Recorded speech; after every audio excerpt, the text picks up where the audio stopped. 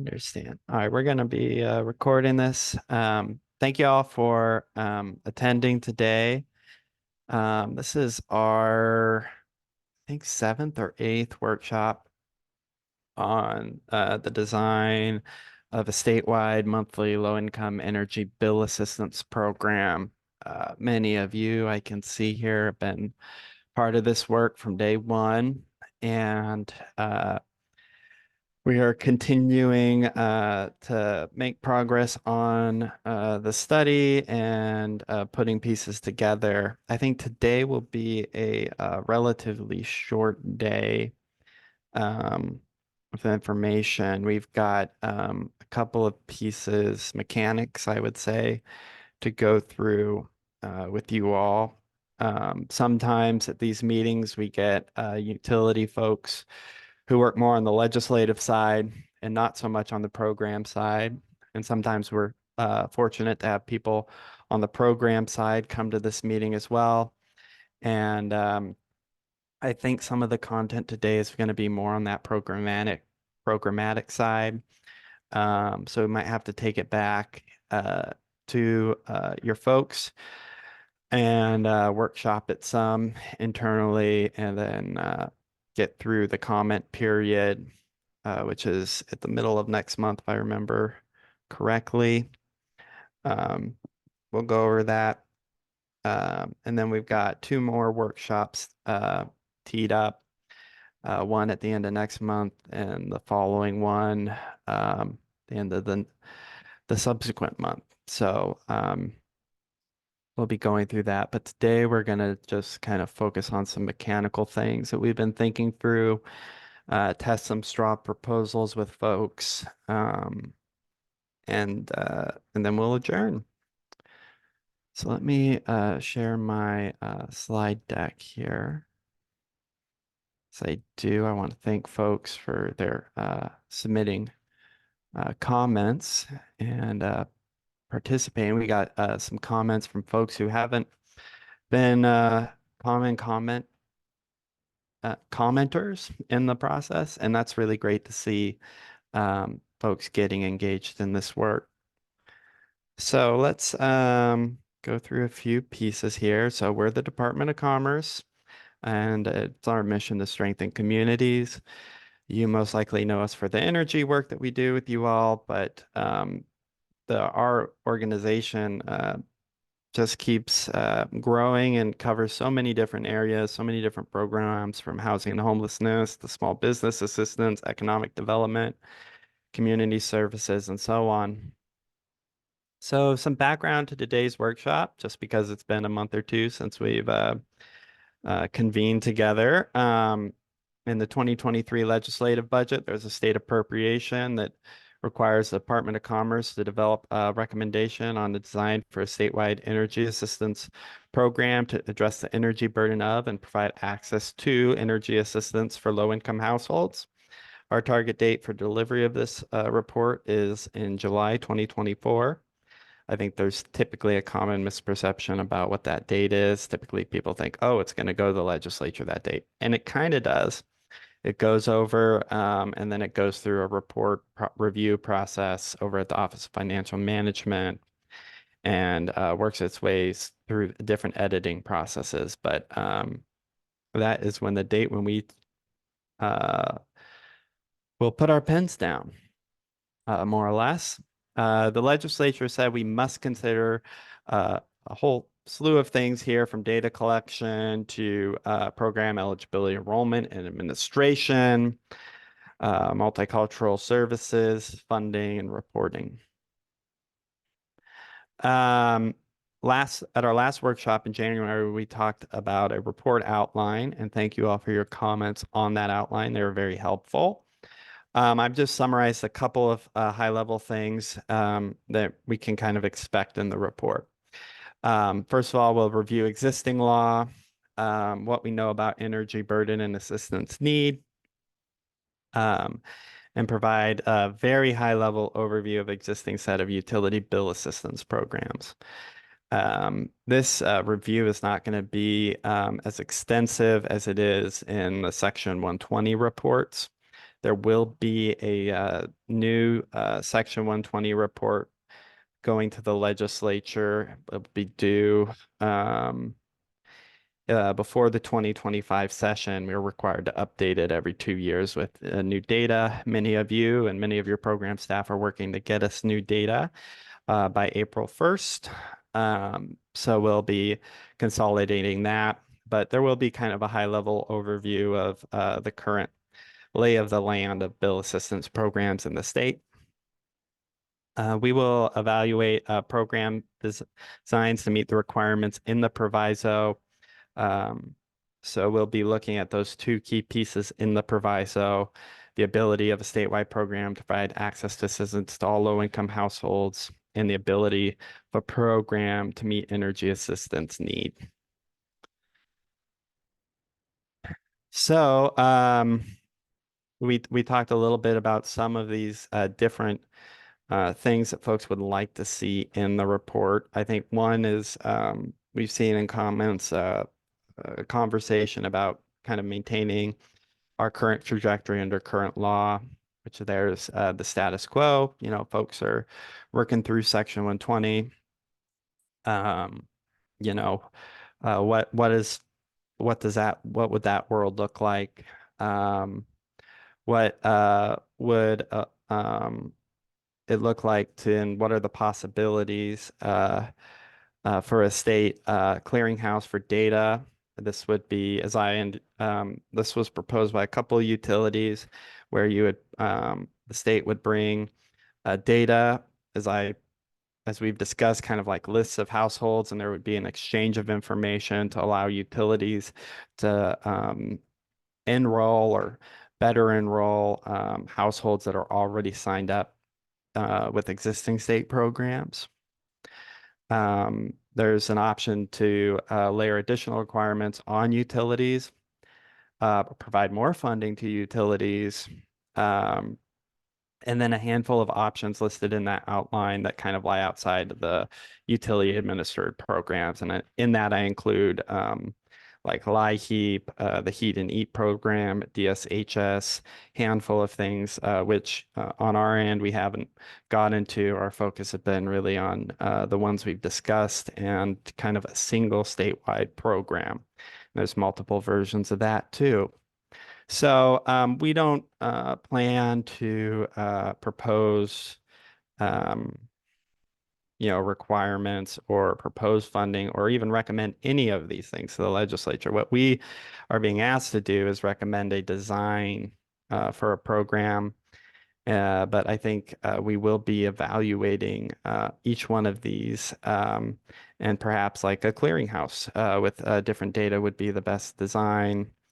If it's meeting the requirements in the proviso. And we just want to make sure that there's some context and some alternatives that we're evaluating alongside these things. And then we will look at each one of these relative to, at a very high level, relative to the proviso itself, and some of the principles that we've been developing with you all and with community organizations. And we'll be working with households soon as well to get some input. So let's talk a little bit about that process. As a reminder, we've held a bunch of workshops in 2023, seems like forever ago. But we held these workshops, had comment deadlines, pulled together those materials into our final workshop there in October or September 25th, and presented some of that material in January as well with what we heard from community organizations. So what we took away from those conversations and the comment periods that we had James Vogel go through these. I looked at them as well. I pulled together some principles for program design for a statewide program, including like minimizing unnecessary documentation required for submission. So we reduce those barriers for households and for administrators who have to compile a whole bunch of stuff that may or may not be useful in program evaluation or administration. To have can we have multiple application enrollment methods, including methods that do not require internet access or travel to a physical location? One thing we heard from a lot of folks, utilities advocates, as well as the community organizations, is that, there's really not one single household or one way of accessing programs that suits everyone. So we've got to provide multiple opportunities here for folks to access bill assistance. And then categorical eligibility should be part of a statewide program based on, enrollment in other low-income assistance programs. So hopefully these aren't new to everyone. We presented these back in January, as well as of our first cut back in October. But program administrators should be able to cross-enroll customers in other low-income assistance programs. That multiple entities should be able to enroll customers in a statewide program. Self-attestation with limited documentation, a small set of random income verification could balance program accessibility and integrity. That one is like, if we can demonstrate that we can have an accessible program and keep the integrity of it, this self-attestation may be a good approach for a program. Immigration status should not affect eligibility. Both outreach and engagement should be conducted with trusted community partners. Utilities could post or distribute outreach materials with consistent messaging. We should have materials that use plain language, have that available in multiple language with translation services if folks need help going through their application. And the outreach effort should precede a program launch for a statewide program. So these have been some of the principles by which we're kind of looking at different program designs. We also looked at different bill assistance mechanisms. We had a lump sum amount, but folks generally in the comments and in the workshop that we had on this didn't care for that. So the three main ones we looked at were kind of like a flat discount, a tiered income discount, and then kind of a personalized household discount or payment based on individual household energy burden. And it seemed through the comments that most folks like the tiered income discount approach. We also heard that from community organizations, and we're looking forward to hearing from households about that as well. Now, after October, when we wrapped up those and formed those principles, we took those principles and learnings from our utilities and statewide advocacy organizations and held 7 in-person workshops and a virtual workshop across the state. As you guys have heard before, we had 128 attendees over the course of all of those, and they provided input on those principles, which to this group, they generally folks said, yeah, we like these principles. And so that was really, I think, a testament to the good work that the utilities and advocates put into those initial workshops. We also looked at those potential bill assistance mechanisms that we just discussed and the needs of households and the organizations when it comes to program designs, what really works for them, what doesn't work for them so often. So they added a couple of principles coming out of that workshop. They didn't revise any of them. But they wanted to add in here that no systems that are long or complicated, and that kind of is embodied in the next one too. The program should have a quick turnaround time from submission of the application to receiving the benefit.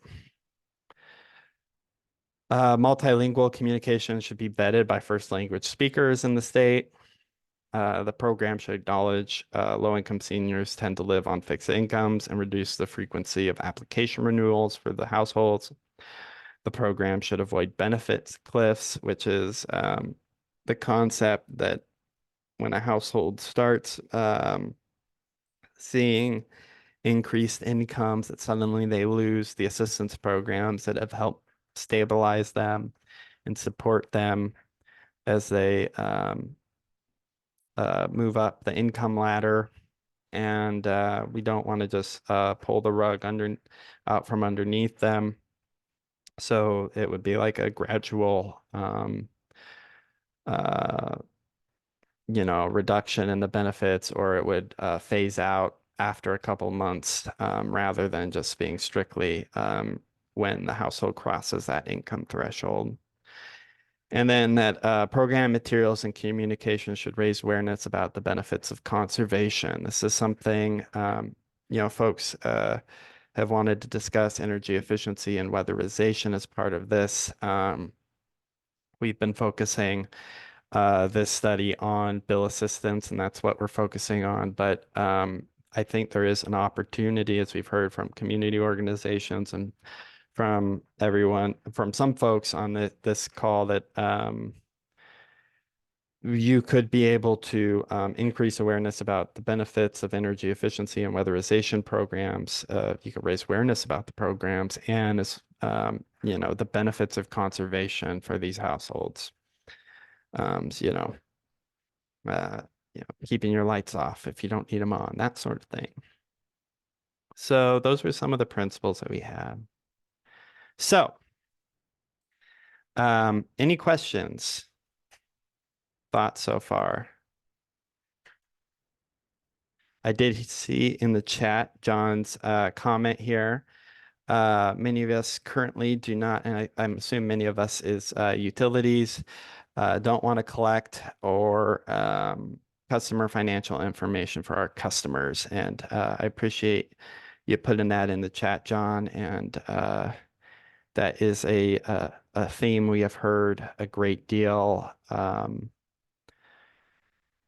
There are a couple of utilities in the investor-owned side, PSE and Avista. I'm not sure if PacifiCorp has adopted this model yet, where they're administering a program. But my understanding is most utilities don't collect that information. What they do is work with a community action agency or other entity that collects the information and notifies the utility that the customer is eligible for the utility program, and the utility then clicks the button and they become enrolled in the utility low-income assistance program. That's my understanding of it, and that kind of leads into the next section. But anyone else have any questions here? This would all be information we covered before. Well, Austin, this is Dan Fagerly up in Ferry. Can you hear me? Yeah. Hi, Dan.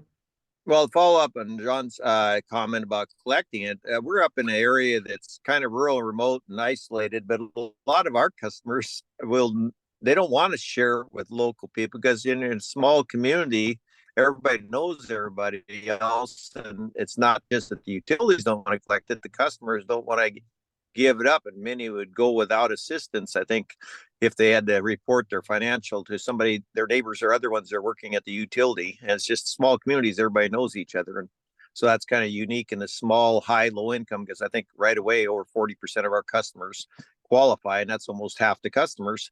And so everybody knows everybody else. And so that's something more favorable to a statewide program. Thanks, Dan, for that comment. Yeah, and the reports that folks submitted back in 2022, we did see utilities reporting that sometimes it was difficult to get folks to enroll in programs because they did not want to identify as low income as part of the process. So,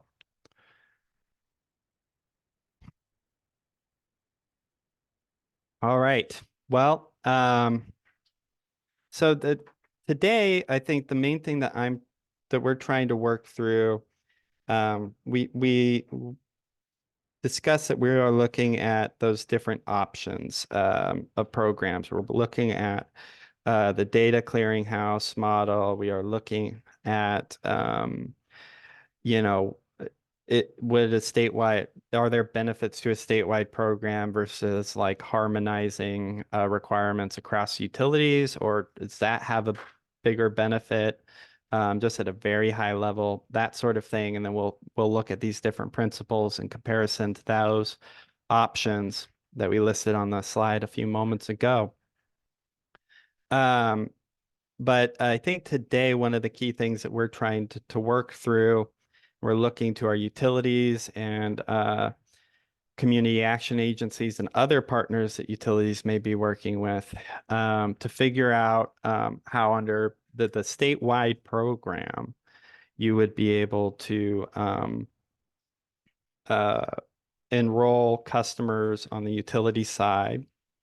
So they apply to the statewide program. How do we get that information onto the utility bill? Mind you, there could be an option where you would just send money to households. That's been something that we really have not been focusing on in this work. But if we're going to go through the utility and get the money to apply to the account, how do you apply it to the account? What kind of data sharing do you need? Um, and the kind of mechanics of that. Is it, hey, call the up on the utility and say, we need to have, so and so put on the account? Like that does not seem to be great. It also seems like access to the bills billing systems would not be good either for a whole bunch of privacy and other reasons. But what's the mechanism for doing that? Getting people the discount, and then what's the mechanism on the other side of compensating utilities for the assistance that's provided. So those are kind of the things we're going to walk through today.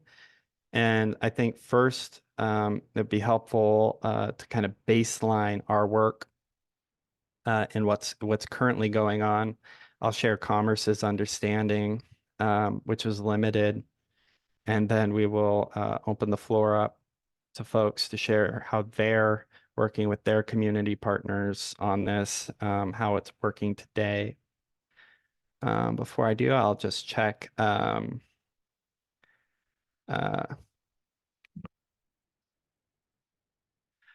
Renee has a question that I think is regarding the comment that, we reduce the amount of times that seniors would need to renew their applications. And I do not have an answer right now, Renee. I think we would be open to suggestions from folks. We will be looking at existing state programs to see what they do, if anything, on this topic. And then if we don't see anything there, we'll also look at national programs, any sort of national best practices to float that. That is kind of in the weeds, and it might be something that we leave to the program. Again, we're just kind of designing a structure here, and some of this will need to probably be worked out if the state were to pursue this. With the type of statewide program, this is what from Paul.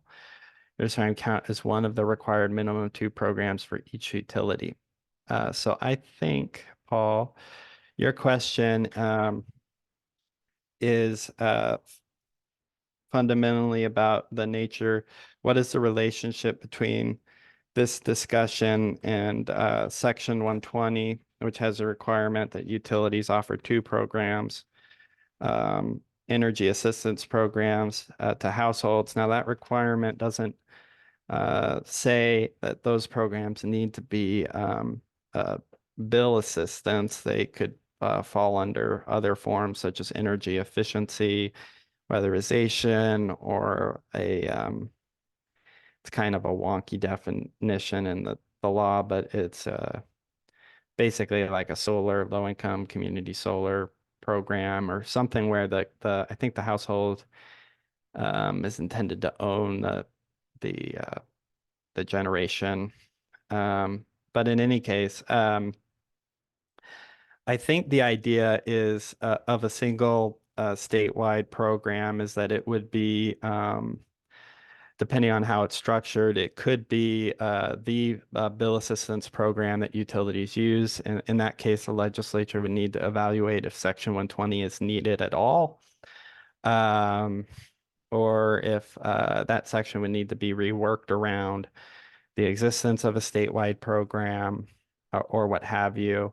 But I tend to view this statewide program, if it's a bill discount in particular, like I don't know exactly why a utility would offer its own bill discount program on top of what the state were offering. Now, if it's like a lump sum amount, I think there would be more questions about whether like a lump sum, let's just say it's $10 or some amount were to go on an account, whether that would you know, whether it would still be good to have Section 120 or require utilities to offer bill assistance programs that are, a percentage discount off the bill, all of those things. So I don't have a good answer for you, Paul, aside from that, like the program that we're going to focus on today, we'd be, in my thought would be that it would be in place of utility bill discount programs. But there are other options. And then Chelsea has a question, which is about why couldn't the statewide program operate just like LIHEAP, where assistance comes in the form of direct payments to energy utilities on behalf of low-income households? That way the state could determine eligibility and administer its own statewide program. Well, I think we're kind of going to be talking about that, Chelsea, so we appreciate that. I think the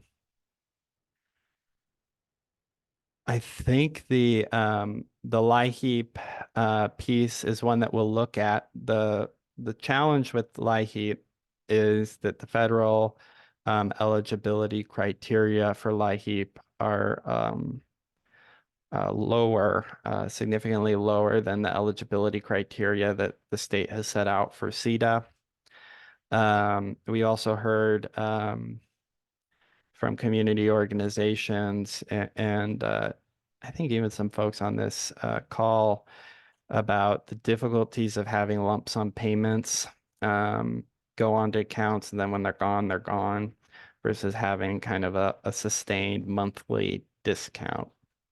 So I think the challenge that we're going to be working through today is figuring out if it is a monthly discount, how are we going to, compensate households and then or give the discount to households, and how are we going to compensate utilities for the discount amount?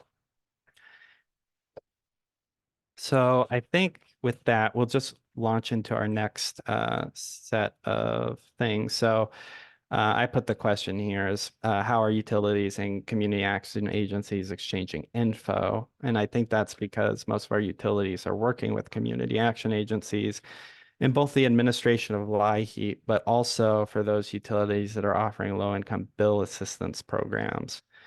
So my understanding right now is that it's kind of inconsistent across utilities and community action agencies, and that some utilities are using portals online where they send over information to the utility to apply the information to an account. And some of that is manual. And then there's some of them that use more automated processes within the portal to apply discounts to folks who have been deemed eligible. And then some of them are using more not so sophisticated processes, which may have benefits and may have drawbacks to both, a very fancy gadget versus something that's more simple and straightforward. So I was hoping to open the floor up to folks for them to share how they're working with community partners on this particular piece of information exchange um, with the community action agencies or other community partners. And if we have folks from community action agencies, please feel free to speak up too from that side. Hi, Austin. Hey, Suzanne, how are you doing? Hello. Fine, thank you. This is Suzanne Saskill with Puget Sound Energy, and I'll speak to today what we work with our 11 community action agencies operating our PSE Help program. And two of those 11 agencies have internal systems where they upload the data for our program to the Department of Commerce, which then uploads it to our portal. Hmm. So our portal houses all the information for all 11 to being upload agencies, and the other 9 directly entering in the completion of our in-house PSE Help program data for the applications. And so we've actually worked to have the systems do it so that it could accommodate both ways of working with our portal. Well, that's nice. And so they go into the portal, they put like a customer address, account number, any of the eligibility criteria that gets sent over to you guys. And do you manually put it into like the bill the accounts, or how does that work? So for the upload agencies, is that the question? Is I what think did so. they Yeah. do? Okay, so they, now that we started our bill discount rate and the PSE Help application is created as well when a customer applies for the bill discount rate, our upload agencies do come into our portal to see what clients have started the applications, and they take that information either in an Excel spreadsheet or currently with screenshots, and then they enter it into their own in-house database. Mhm. And then as well as customers that are coming directly to them, they enter it into their in-house database. So as they create those applications in their in-house database, they then take the specifications from Commerce, and our program, Commerce, has those specs, and they upload that Excel CSV file to Commerce so that our PSE Help applications reside on the Commerce website, and then it comes right over to us immediately after that. And if there are any errors, let's say a wrong account number, we see the error and then we notify the agency to fix the account number and re-upload. So that's how it's done today. And I will say, with the volume that we've seen, it may be a little clunky for our upload agencies to be coming to our portal to see the applications and then getting those into their system. That's where it's not as slick as it could be possibly with a different file type maybe, but today we're having them either draw an Excel file or take screenshots of the client app and then manually enter them into their own system. Okay. And then once they upload and it does come over to us, it cancels that original if it was started by the customer, and then it creates the one that they finalized. And so then, so do you have like a staff person who then goes in and puts that in on the account, or how does that work? So And PSE help is a discount, right? It's a percentage discount PSE on the Help bill. is a tariff-based funding program, much like LIHEAP. And then our bill discount rate is a standalone discount rate. And so, yes, we do then have a team that takes the information of how much of a pledge is given to the customer and enters that manually into our SAP system. And so the agencies will give us the list of the clients that they want us to post the pledge for and subsequently pay. Mhm. And then the data is just there in our system, both from their uploaded file as far as the household information and also when they're direct entry. The usage, household information, income, everything is there in the application that the customers created in the portal. Perfect. Thanks, Suzanne. I don't want to put you on the spot. I don't know if anyone has any questions for Suzanne, but Yeah, I'd be happy to answer them. if not, we can come back. It's supposed to be an open kind of floor and discussion. What are other folks doing on this? Pam, I saw you I raise would your like hand to, first. thank you. I would like to ask Suzanne, how many people are in the team and how many people are you serving this way with a discount? Currently today, we have 7 that directly report to me, and we are in the process of hiring 2 additional at the moment. So there will be a team of 9. And then, I'm sorry, your second question? The second question was approximately how many people are getting this discount, ballpark? Okay, currently, since October 1st, we have more than 40,000. And that's since October 1st. Perfect. Thanks. I think Pam, do you have any other questions? Overall, how many customers do you have? 1.5 million. Now it is divided between gas and electric, but together that's residential. Mhm. Thank you. Thanks, Suzanne. Thanks, Pam, for your great questions. Charity, you had your hand up. I wanted to share about Pacific course programs. If Yeah. it's a good time where I can wait. Yeah, we'd be interested in hearing about how you guys work with your community action agencies to, move this information and process the bill, discount payments, that sort of thing. Okay. Successes and challenges. I am trying to fix my video, but somehow it's not working, so I will just hold off on that. So in terms of the LIHEAP assistance and donation assistance, we have a portal that is available to agencies whom we have contracts in place with. These agencies would go into the portal. We also have separate agency ID numbers assigned for each agency. And so if it is a LIHEAP payment coming from a specific agency, they have an assigned agency number. If it's from Project Help or donation program, it is a different agency ID number.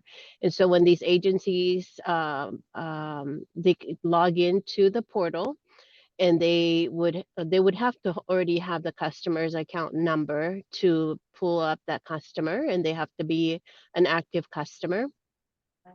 And they would provide a pledge and select the appropriate funding source that pledge is coming from.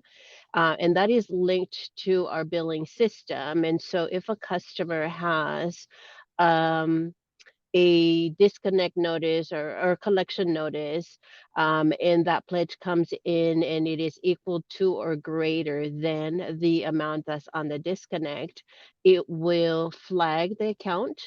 First, it will add the pledge to the customer's account, and then it would also stop any active disconnections that are on that account. And then in addition to, making a pledge, the agencies have access to customers' billing information, payment billing information, the payment plans, if there are any payment arrangements, the status of the payment arrangements. Um, and I'm trying to think. Those are like the main, specifically, if the customer's account, it has an active disconnection or not.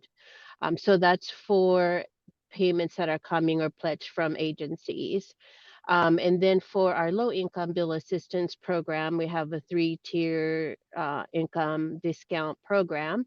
And we partner with 3 agencies, and these agencies would do the intake and determine from that intake the discount, the income level and the discount level to which to place that customer. They keep an Excel tracking sheet, and that is provided encrypted and emailed to our customer service designated folks, and they would run a script to get those customers rate schedule changed. It is a tariff program. When they run the script, it will update the customer's rate schedule or migrate those customers to that specific rate schedule that or discount that they qualify for. And then, so typically, the agencies provide us a list on a monthly basis, some a little bit more frequent, others, not as frequent. But typically, I would say within 2 to 5 weeks, 6 weeks is a normal time window where we get that information. And those customers are enrolled, and typically they would see the discount apply effective their next billing. So that's what we currently do for the 2 different, for the discount program, and then for the pledging in our portal. Well, thanks, Charity. Thank you. That's really helpful. Any additional questions for Charity, or just thoughts on how your program? I think somebody just raised their hand, and I was trying to lower Charity's. I think I might have knocked somebody off. Austin, this is Kalima from with PSC. I had a quick question for Charity. Yeah. So once there are customers on the low income bill discount rate, how long do they stay there? How frequently do they have to come in to stay on the discount rate? So there's 2 certification period. There's 1 year, and then there's 2 years. So the 2 years are for those customers that are on a fixed income, and our partner agencies determine that at the time of intake, whether, when they complete an application, in fact, which is published, a universal application, which customers can print that from our website, and also the agencies are using the same form, but on that form they the agencies will determine whether customer is on fixed income, if they're receiving Social Security, that's usually an indicator, and those customers are certified for 2 years, and the remaining customers are certified for 1 year. Thank you. Thank you. Great, thanks. Great question, and thanks for the response, Charity. I'm sure I got other questions that'll come up as we go. Any other, anyone want to share what they're currently doing or on this front? If not, I don't have the comment sheet posted, but we will post one, and folks can provide written observations. Dan. Austin, one of the things I wanted to point out too was like in Ferry PUD up there, we checked in, when we're working on this in our Community Action League, Rural Resources, but we're looking at, instead of like PSC where they had 31 or 2 customers per each one on their assistance level, 40% of our customers qualify. It's almost a 1-to-1, and they wanted 25% just for administering the program. And we only have 18 staff on the whole PUD, counting all our line crews, field crew, inside staff, and everything else. And when 40% of your customers qualify, And as you look down the road, and 25%, the cost to go right be over 12, 13 times as much as in King County for their, by your guys' estimates, per remaining customer. So that's where we're looking for some type of equity in the statewide program to help address when you're in a high poverty, low income area already, that there's got to be some mechanism to equalize it. So, Yeah, and then 25% additional cost to have a action league action program handle that would add 25% more burden to remaining customers and businesses. yeah, thanks, Dan. I think you know, particular to this conversation, it's I think you know, we're trying to pull out the best practices for these portals and exchanges of information. And I think, you know, as we do that, to keep in mind the costs of putting together portals. You know, it's one of those things where it's like, how far in the weeds do we go on this versus but you know, and how different billing systems would work. I assume folks are generally probably you know, they have different bill assistance programs, but I'm guessing there's not or you know, systems, but there might be some relatively standard ones that everyone's using. But any case, all right, so we'll move on now, and we'll take a look at the next few slides where I've put together kind of a straw proposal. We'll see how much this aligns with kind of current practice, how it's a little bit different, what details we need to flesh out. The purpose of doing this is to see you know, if this would work or if there's gaps. If people think that as it's the straw proposal looks, whether or not this would be a challenge for folks or not. So let's go to the next slide here. So I think one of the things under a statewide program is that you're continuing to work and you're looking to strengthen the relationships with the community action agencies and expand the network of folks who can access and submit applications for bill assistance. This includes just households themselves, which some utilities, you know, have online applications where a household can go in and submit, and then you know, some don't. Some require the physical location piece. And you know, one thing we've heard about the you know, going into the community action agency is the wraparound services that provides, and we don't want to discount that piece either. And so when we come to looking at a broader framework set of questions, we'll be taking that into consideration. But this is merely about how that exchange of information and payment would work. So this is kind of the straw proposal steps here. So there would need to be a data sharing agreement between the utility and a state agency. All of the applications that come in would, whether they come in through a community action agency or somewhere else, they'd be routed through the state system for, you know, verification if they're not verified at the site. And part of that verification is if there's like categorical eligibility, can the state go in and like LIHEAP check to verify that, you know, the household is enrolled in a separate program and is low income, do that income verification piece.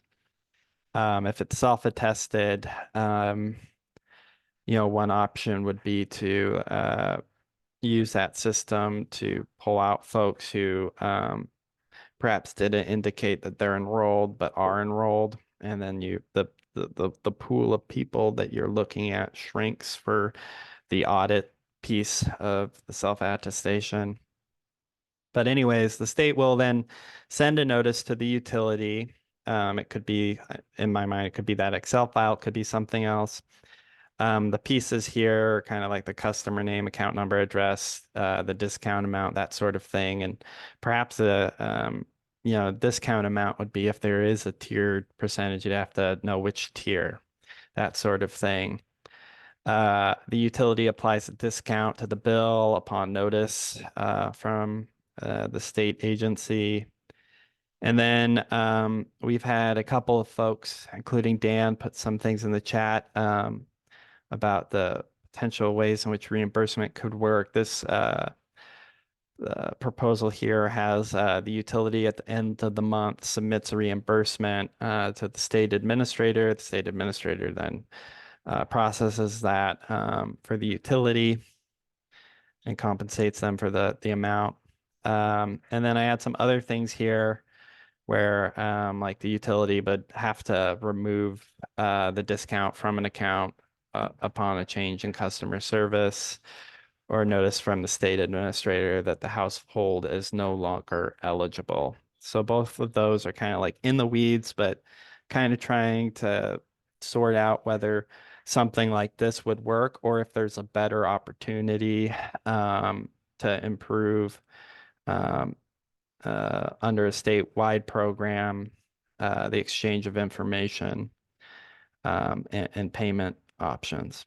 So I'm going to stop there and just take any and all reactions to the ideas laid out here.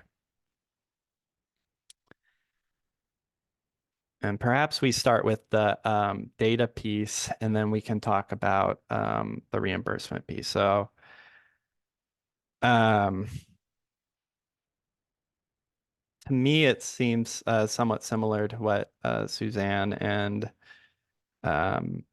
Charity laid out. Now there's a lot of details in there, but Nicholas. So, thank you, Austin. Good morning, or Morning. sorry, good afternoon. I'm curious, would this be in major bullet number 2? Would this notice be a one-time notice, or would you be thinking that it would be every month the state would provide this information because, things evolve over time? And part of that has to go to the discount amount. I realize that it could be a proportion, not an amount, but nevertheless, that it may vary over time. And how would that information be passed on? Yeah. So those are the 2 questions I have, I guess. And then the third one would simply be with regard to the reimbursement to the utility. It seems to me that if the state is providing the information and the discount amount, they should be able to provide the actual reimbursement at the same time. But that's just my thought. Yeah. Thanks, Nicholas. I'll provide kind of just where my head was at in thinking about this, and then open it for more discussion too on those questions. I think the notice, I mean, I struggled to figure out what the word would be here, but message. So I'm imagining a portal, and you put in, your address or what have you, this information, and then it's updated on the utility side in the portal, and then it gets applied to the account with that information. Now, for a household that's looking to get assistance, I think the minute they submit an application, their hope is that they immediately show up, and that discount's immediately applied to their bill. Now, there's a whole bunch of things in the weeds there about how long will it take to process the application, get it over to the utility, for the utility then to put it on the account.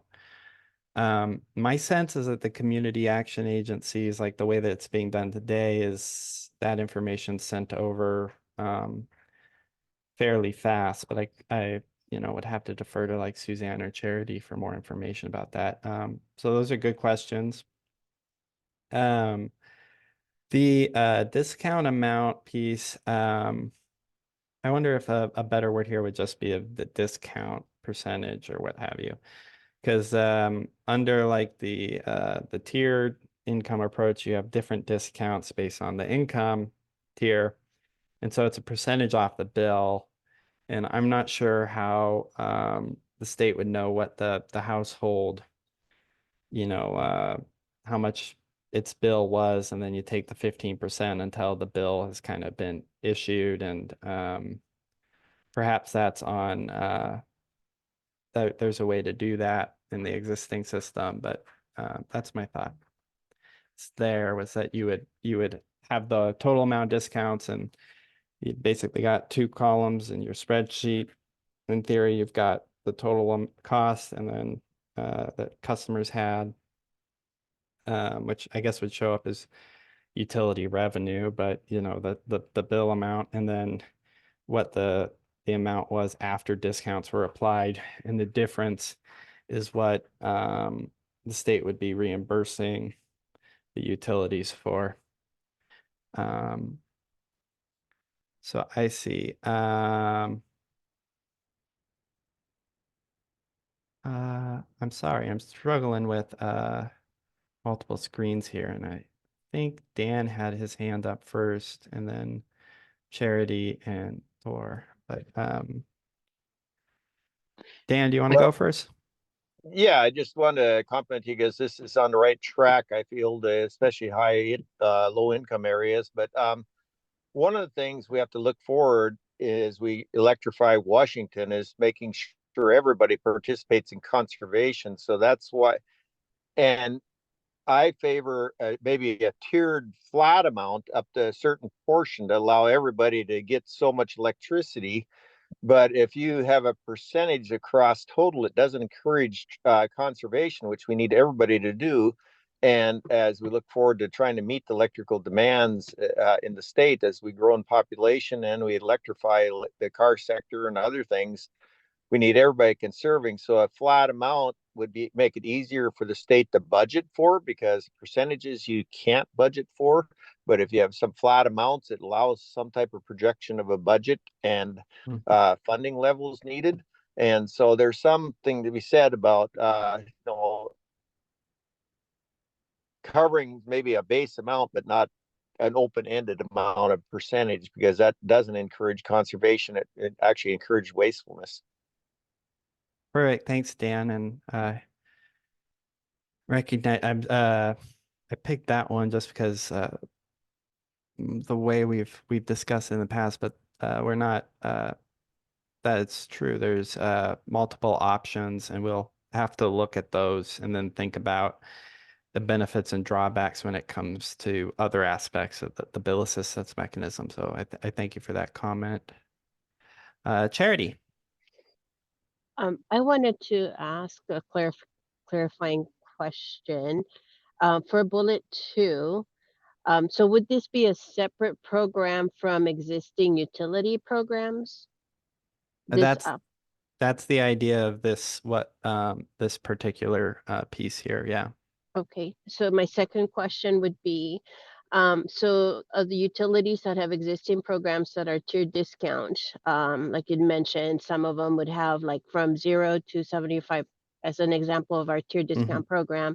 0 to 75 is, get a highest discount in, tier 2 and 3.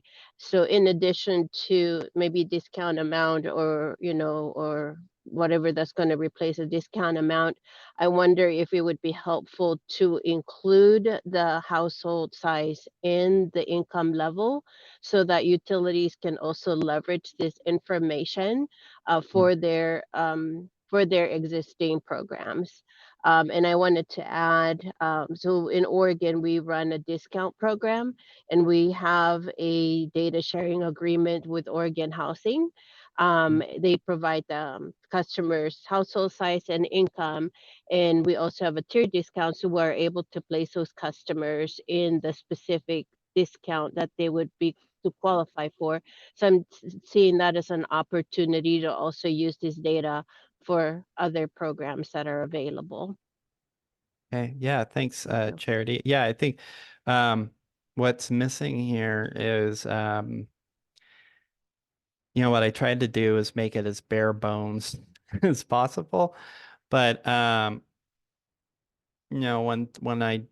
thing I thought about is if you have a like a bill assistance program, what we heard from like community organizations, you have a bill assistance program. Maybe utilities have experience doing this or feel have a different thought, but you show one of the key things has been reaching low income households. That's been a key thing in getting folks enrolled. I hear from utilities. And so if there's a highly visible bill assistance program, um, that households are signing on to, it also, like, you don't carry the information about whether or not that what the household's income is per se, but you do have a discount amount that's being applied because somebody's income information was was identified as low income. And if that information could be helpful for administration of other programs such as energy efficiency and other things to better understand where those needs might be, you'd also be able to look at usage information and try and family size, figure out if a household may need some help on the conservation piece. Tor. Hey, Austin. It's been a while. Hi. Tor Peterson, City Light. I'm going to go a little bit into the weeds, but I think that actually maybe validates that seems like a pretty solid approach, at least from my estimation. One thing that kind of popped out at me, although I do also agree with, I'm trying to figure out how existing programs would swim with a statewide program, especially from the customer perspective. Where, I think we're gonna have to be really careful not to confuse the heck out of customers that are already struggling to understand the pathways to access assistance across our community agencies and, with federal funds and then the homegrown utility programs. That aside, one of the things that popped out with me when we were talking about basically, if there's sort of eligibility determination happening via the statewide program, and it's not just a cross enrollment sort of, okay, we're dragging all of this information just from the BVS or wherever we are and saying, okay, you're pre-qualified. But if there's other mechanisms for eligibility determination for the statewide program, one thing we consistently run into at the utility level is application backlogs and it taking a while to get through those. And I wonder about, and one of the ways we've tried to resolve that is by basically, we honor a successful application from the date that the customer originally applied. So if it takes us 6 or 8 weeks to get through that application, we will rebill that customer back to the date that they applied if they do receive our benefit. And I wonder how that might work with the statewide program and how that sort of information communication would be brought back, because rebilling is arduous work. And so any, understaffing or delays at the state level would telegraph down onto us in terms of a pretty extreme amount of burden potentially. So just wanted to throw that out. Yeah, I appreciate that, Tor. And we're looking at those different options and thinking about how to best deal with any sort of backlog or process. The idea would be, of course, to streamline a system so that it's much easier and isn't going to be overloaded.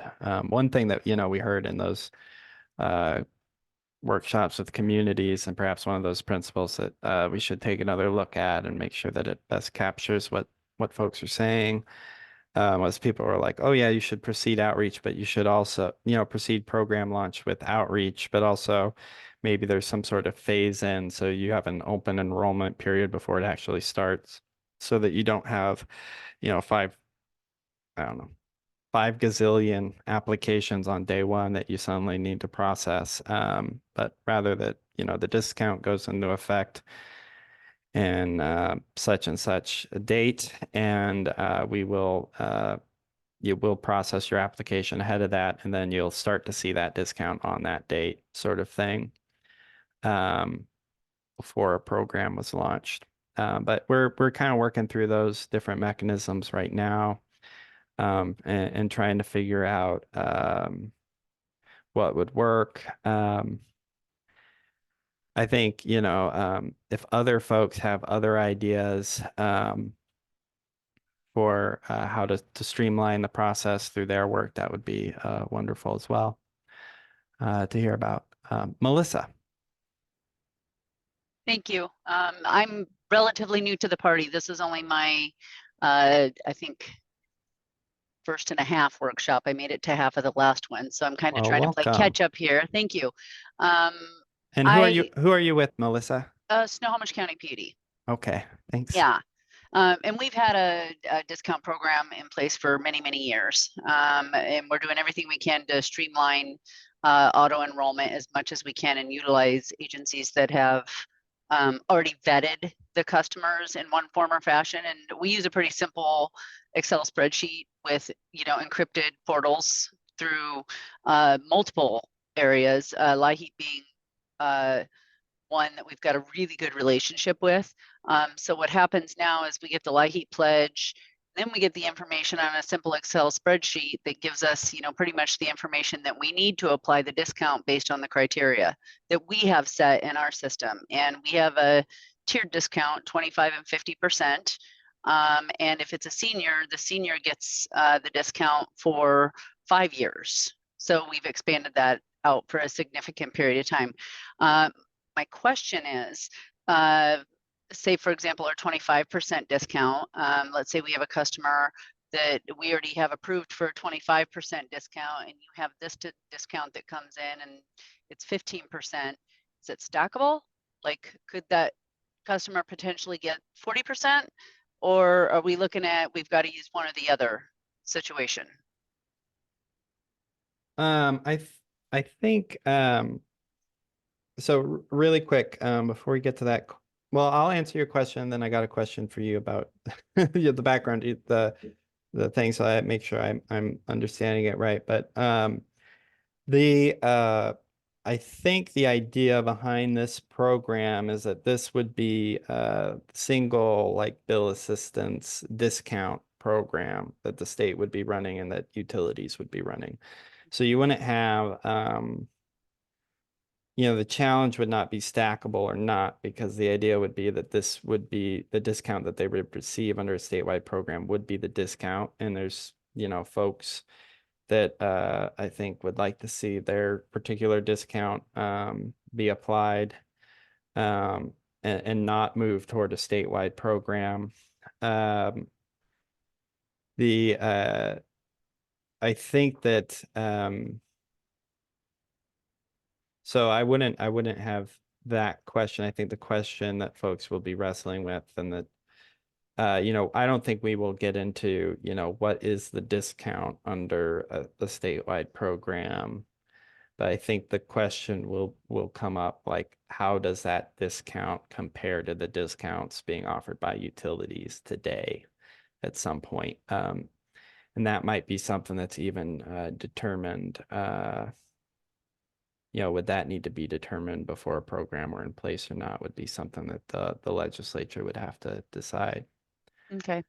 For the LIHEAP piece, because we're on the data topic, or other programs, if you could kind of elaborate for us, LIHEAP one to me seems like if a household is receiving LIHEAP, right now, the utility would make the determination as to whether they would offer, like, categorical eligibility. Basically, it's not where if you're enrolled in LIHEAP, we'll automatically auto enroll you in our bill discount program. Yeah, I think Jefferson PUD, based on their webpage, says something like that. Is that what you're describing? And what else? How else are you kind of getting information from partners and using that for your program? Secured portals is how we're actually getting the information. So that's, and we have the sharing agreements in place with anybody that we've partnered with. But no, we utilize the information. They're basically vetting the same information that we have written in our criteria for our discount. So they're including the information on their spreadsheet that we utilize to implement our discount. So customer name, account number, address. They don't tell us a discount amount, but what they do is they put a number down for the amount that they verified and the number in the household. Then that's the basic information that we need to apply our discount. So it's everything that they've verified. We're utilizing the information to do what we need to do on our end. Perfect. Thanks, Melissa. Yeah, Folks and might we have- use tribal TANF. There's a national school lunch program with the eligibility letters that the customers provide individually. We've got a lot of different places that we're partnering with like that to try to not make the customers verify things more than once. That's our entire goal. Perfect. So I think somebody else mentioned leveraging the information. I think that's the biggest component that we're having an issue with is like, how do we not make people jump through every single one of these hoops every single time? Thanks, Melissa.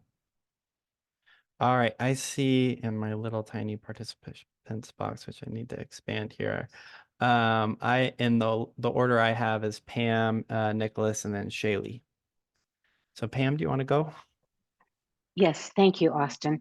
After the second to last utility bullet point, utility submits monthly reimbursement to state administrator. I think you have to add something about how much time the state has to return the money, because that has to do with my cash flow. It also has to do with workflow for my people, because they are then going to have to put that information in. So that is an important part for me. Also, I'm starting to get confused, which does happen, because this is totally talking about electricity, energy, but my understanding is we also have to account for natural gas, propane, wood, pellets, and oil. How is that going to be figured in to this whole program? Thank you. Yeah, that's a great question. A great comment too about the reimbursement piece. You know, and we're you know, at this point we are exploring, you know, who would be a state administrator, and I think that has that is impacting kind of the way in the reimbursement piece, and then what the reimbursement piece is. You know, if we go that route, you know, who could be a state administrator that would do that? But I can pull some information about that. I think, you know, this is all very much, you know, imagining and producing some information. But I think, you know, there's some examples that we could get to see what that process would look like. I didn't, from talking to folks, I didn't think it would be, you know, days. I think it's a pretty smooth thing once the system's set up right. But that's why we're walking through this, and we'll probably need to walk through it again. Get a sense. The other question was about fuel types. And so under existing law, under section 120, the energy assistance need piece, you know, for utilities, they have to factor in those different fuels. And one of the things that you know, we flagged in our report was that a program like this could take on those other costs. Natural gas piece, I think, is simpler in terms of trying to figure out how it would work. So I tend to focus on the propane, wood, those odd ones. You know, and I don't have a good answer at this point. I have a bunch of different things that I'm ideas that I'm batting around. One idea, the simplest one would be for a reimbursement to be somewhat like an additive piece here. to the reimbursement on the electric bill, which is not great for some households, particularly those that aren't connected to electricity. But you'd have to determine an amount for compensation for those fuel types and then get the money to the household or get it. And so one way would be to utilize this system here, and it would go on the electric bill as a discount. But I feel like I'm sharing that more now than I've actually thought about it or put it in at this point. So we're still working on that piece as we go. But I hope that helps kind of and folks can think about that a little bit more. And if you have an idea that's better, I would love to hear it. Thanks, Pam. Nicholas. Thanks, Austin. So the answers you gave to Melissa and Charity before her, and then earlier on, maybe I just didn't understand correctly, but it seemed to be somewhat in conflict. I just want to make sure in your mind. Now, obviously, it's not necessarily the legislature's mind. I get that, but in your mind, this would in fact replace the mandates under the CETA Section 120. So that would essentially go away. Is that correct? I think that I think that that's what the legislature would need to contemplate. And I personally, when they put the idea, this idea does not need to be funded through a system benefits charge. The state could use other funding sources, as we talked about, but it comes out of that discussion. And I would think that if there was a statewide program, one of the benefits of that is to reduce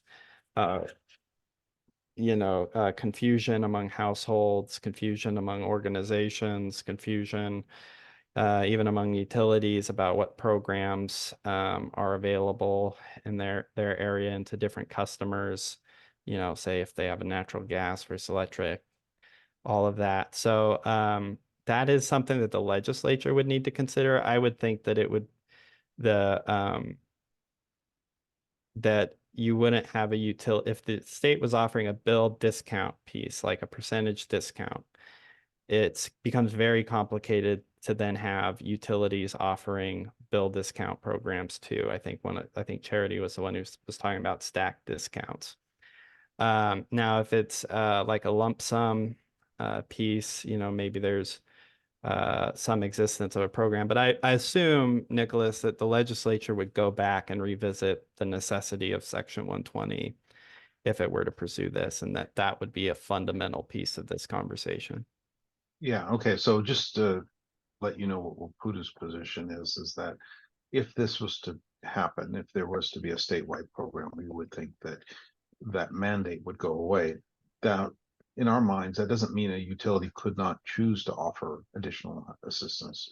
That would be up to the utility, not wouldn't be mandated, at least from our perspective. That's the policy we would like to see.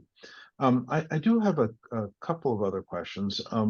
Real quickly, when I look at the straw proposal, at least down to the point where the reimbursement bullet comes in, it looks very similar to what a lot of, excuse me, the smaller utilities, how they use cap agencies, where they have a certain amount of money to distribute, the utility does, and the cap agency says, okay, we have these 26 individuals, please reduce their bills by 20% or by $20, and the utility does that. And so based upon that, I'm curious, would you see a continuing role for cap agencies in the energy assistance sphere under a statewide mandate?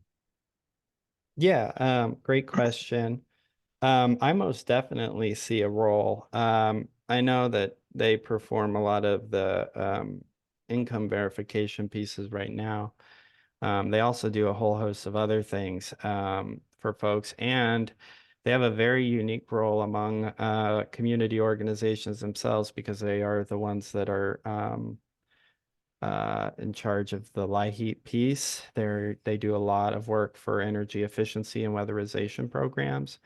And so they're uniquely positioned, as I see it, to be leaders here. I do think that,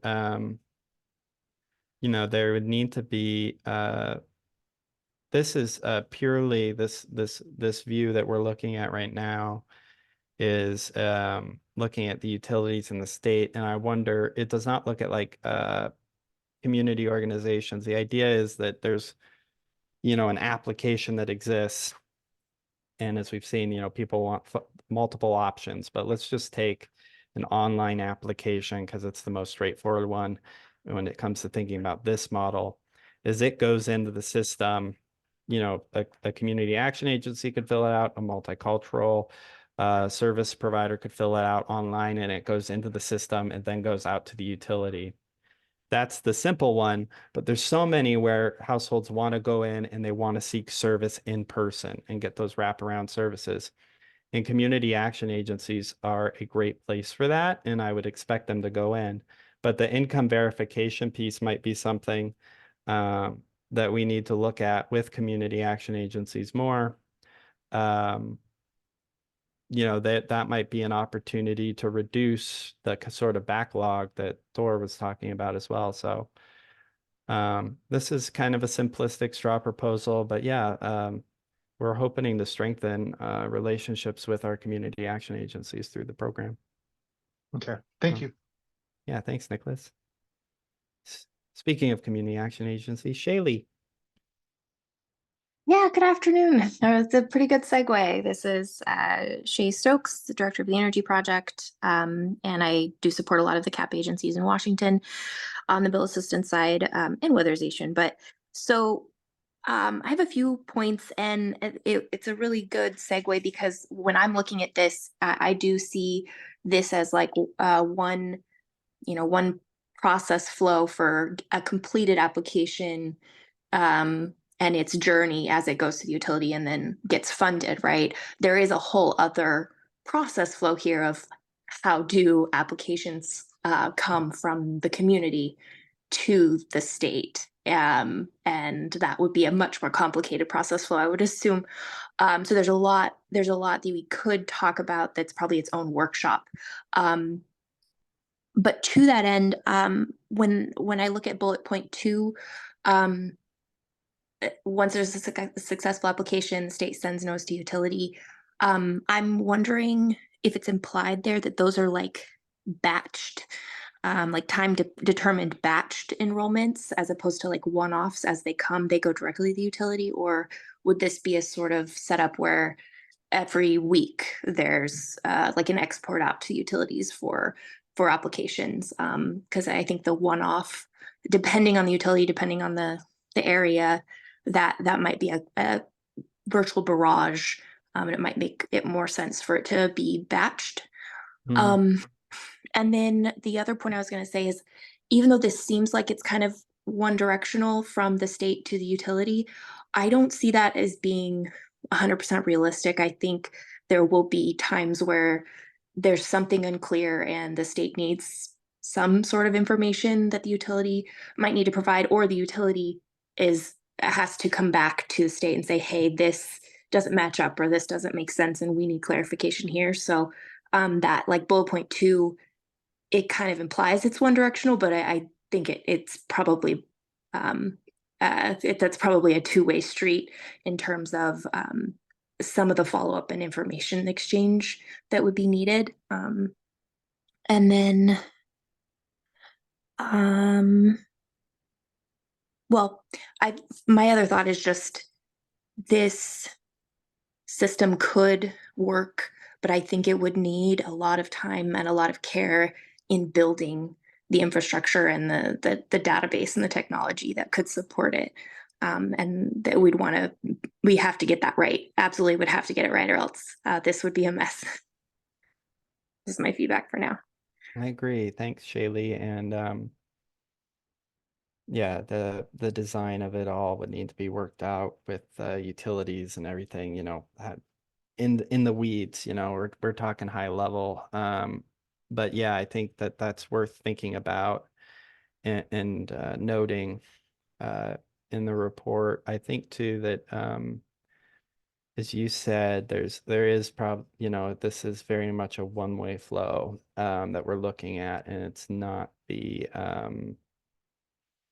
you know, error message. And I think the question is there something we can do to reduce the error flow? Because that does create more work for everyone in the process. You know, one thing I thought about was, well, if they just, you know, for the account number, like send me a picture of your bill. You know, maybe that is the easiest piece where they take a picture and upload it or bring their paperwork to the community action agency or, you know, versus typing it in.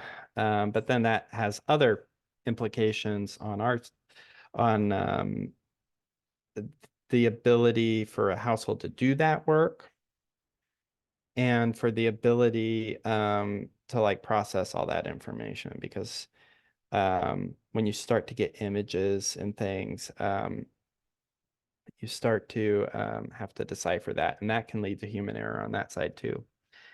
Finally, you were talking about batches versus single, yeah, one-off.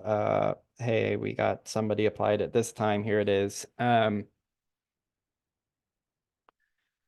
know, I'd be interested in I think earlier on in this workshop, and I really appreciate that Amelia's taking notes so that I can go back and view them and also have this recording. We were talking about the ability to have kind of timely responses and the need for some organizations work this way, some organizations work that way. And, you know, to be able to be flexible at the same time for providing timely service. And so my thought is at the very least, if you're in a portal, hey, so-and-so applied, you know, that gets over, it's added to the portal.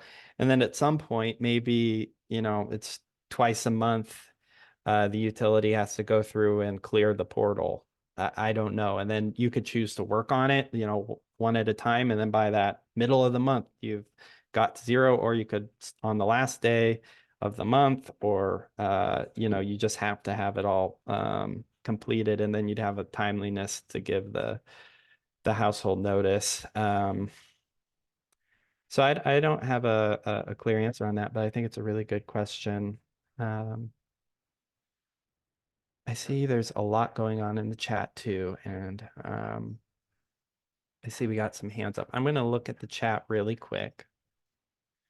And you guys have had a lot more to add here than I expected, which is great. This is a great conversation.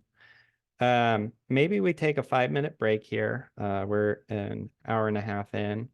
So we'll take a 5-minute break. I'll take a look at the chat, and then we'll come back and we'll go through the chat and then go to tour. So thanks everyone, and I will see you at 2:35.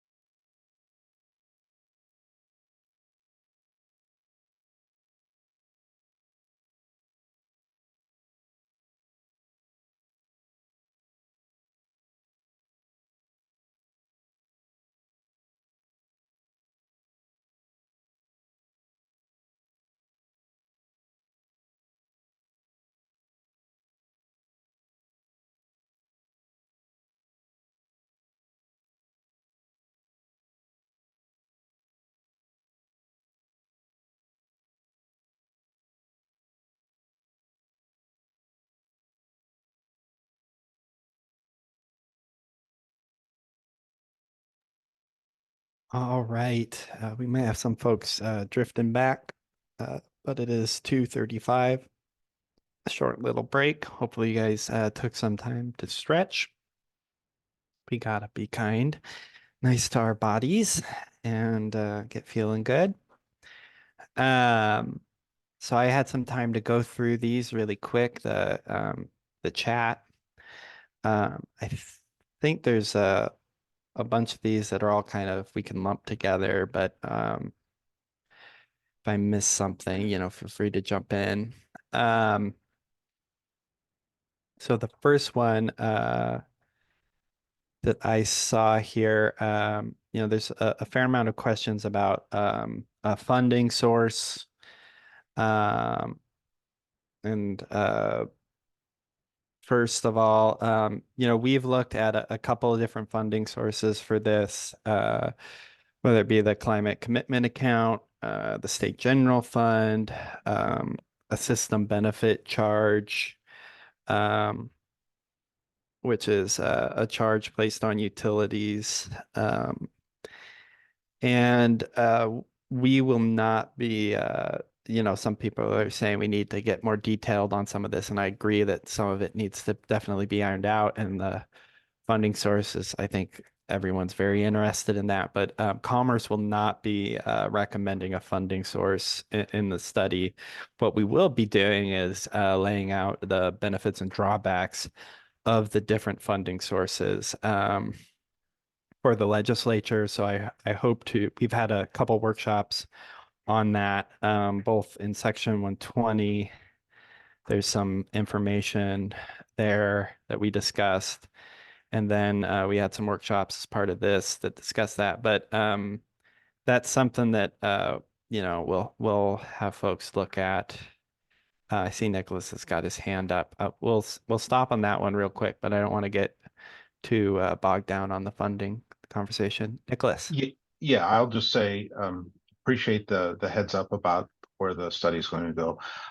Should you, as part of your discussion about systems benefits charge, I think it's really clear, important for utilities, at least for the electric utilities I work with, that if that's the case, then the program should only cover electricity. If you're going to require utilities, electric utilities, to cover wood, propane, wood pellets, and other sorts of things, that would be a very, very large red flag for us. So I just want to get that out there and ask that if nothing else, you note that would be a cause of concern in your report. Thank you. Yeah, I appreciate that, Nicholas. And that I think is also tied in with Julie's question and other folks here. I would say just really quickly so that everyone's on the same page with what we've previously said about this, is that the system benefits charge idea. The idea is that it would go on the energy utilities, which would include the natural gas utilities. So if you were going to cover all the customer base, the idea is that you would be covering all the utilities. Everyone would be paying in.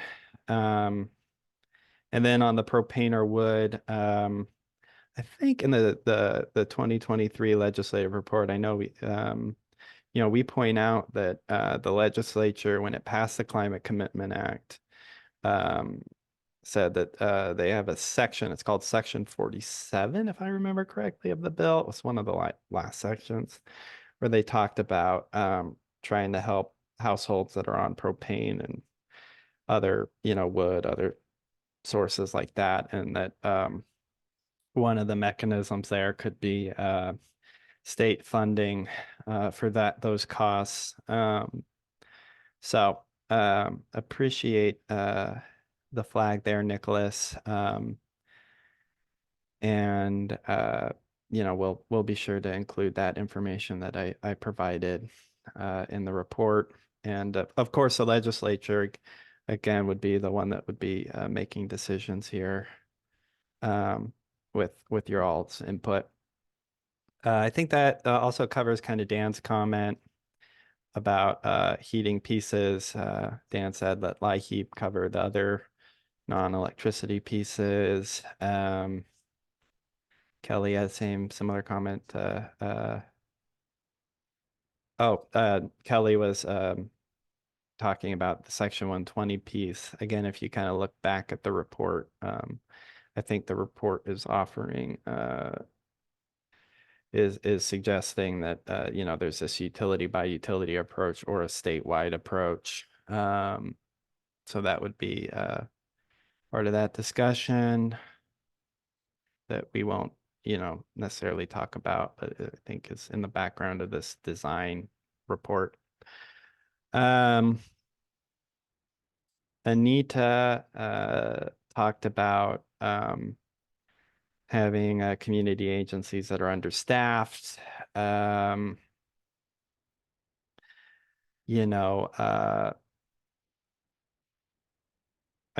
don't see one of the ideas behind the statewide program is the idea that anyone can go on and find an online application, complete the eligibility requirements, and submit that to the state. And the idea is to minimize, ensuring the integrity, privacy, all of those pieces, and working within whatever system constraints the state has to make sure that folks can enroll.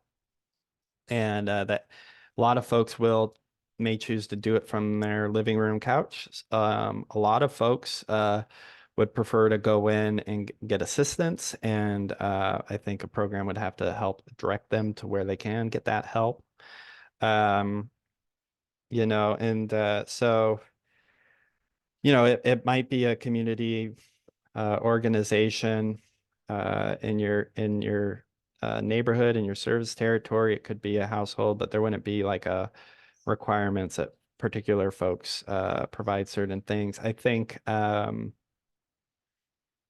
the program, the idea is that it is visible and that that it's open, while also recognizing that folks want to be able to go in and get help at places, and that we don't want to also just add to the workload of our community organizations. If we're going to provide an open system, it needs to not be a burdensome one for them either.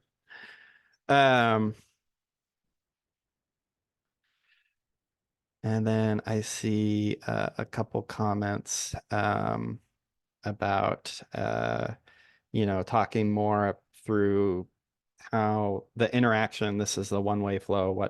What's the flow back? How does it work? What's the workflow if there's an error in the data, and would utilities work with the administrator to correct that?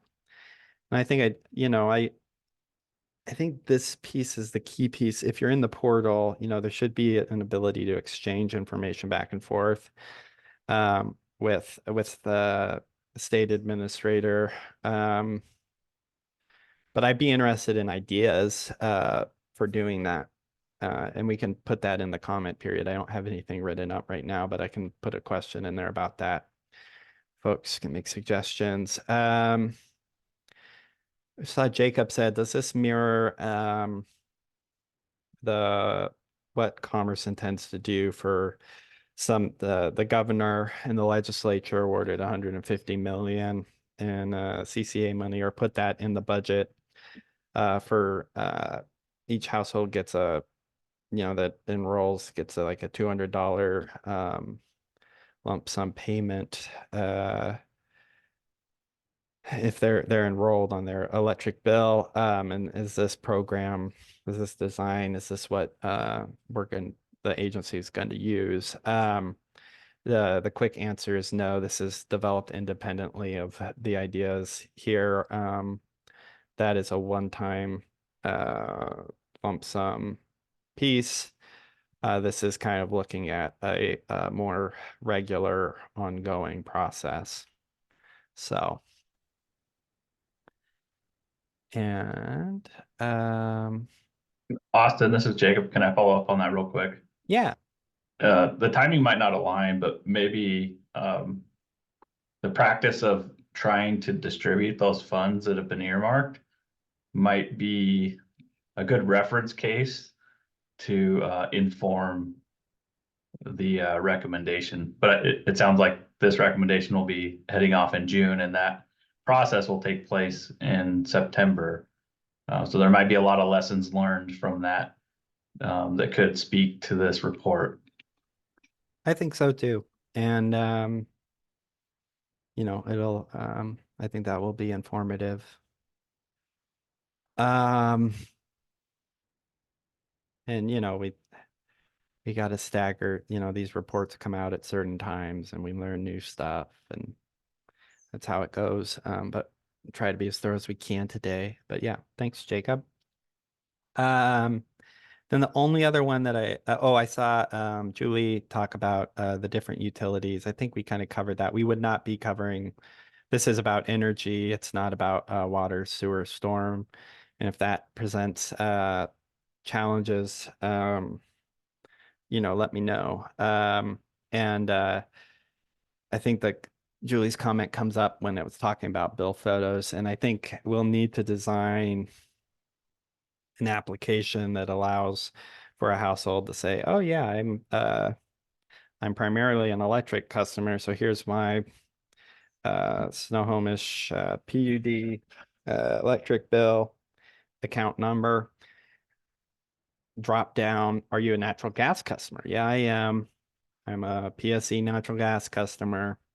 Put in the account, and then it goes off into the system. Is kind of that my brainstorming on that.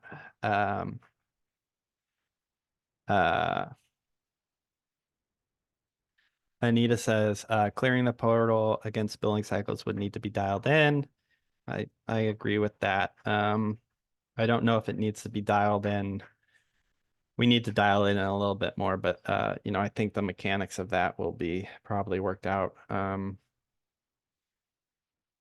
If a program were ever you know, actually the legislature says go do this, we'd probably work through a lot of those different little details at that time with a lot of stakeholder input and trials, you know, building prototypes, working through it. But I think we can do a little bit more. I agree. Nita, and then Dan just put in a comment about that, you know, flags that the CCA could be a funding for bill assistance, and that is one of the pieces that's in the climate commitment account. It's one of the many things that CCA dollars can be spent on. I think I'm going to go through the two comments that just popped in, and then we're going to get the door because he's been waiting. Suzanne expressed that they've been putting together their bill assistance program for 2 years. How would the two discount programs work together? You know, I think that is like I said, I think that the statewide program, if it's like a bill discount, not like a lump sum payment, but like a percentage based thing, you would probably just want one of those. We'd have to dive in. I'm happy to brainstorm two discount programs, but I really haven't been thinking of it that way. I think Suzanne, as you shared earlier, that you guys have put tons of work into that PSC program. Other folks on the IOU side and at the COU side stood up brand new programs, put things in place. You know, and we're trying to learn from those. And maybe it's what we learn from those is that heck, if you put these things in place, you know, this, you know, the need isn't so great for addressing energy burn through a statewide program. What we need to do is, you know, follow that sort of path. But I think we've also heard other people say that, you know, we are not PSE. So lots of conversations there, but for what we're looking at right now, it would be one bill percentage discount, but happy to talk more about that, and that's part of the broader conversation. So I said I'd go to Nicole and then Tor. Is Commerce going to build in a scenario where the CCA is repealed in November? Well, so the CCA is on the ballot. And you know, Commerce across its programs, we receive a lot of funding for different programs and things, and so you know we look at that and for those programs, but for this design study and bill assistance, you know, I've been thinking that you know, the CCA is one option for bill assistance. You know, and basically you would take if you were reading the report, you'd glance over that section because then it would just be like state general fund.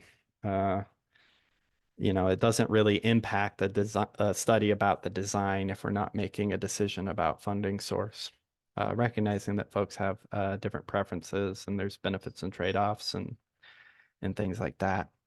So I don't see the initiative as having an impact on the design of a program. It